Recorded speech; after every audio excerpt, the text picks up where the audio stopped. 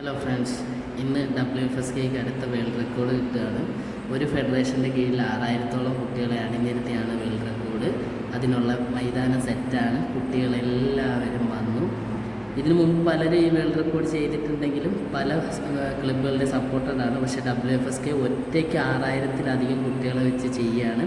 നമ്മുടെ grand master അതിനെക്കുറിച്ച് സംസാരിച്ചു.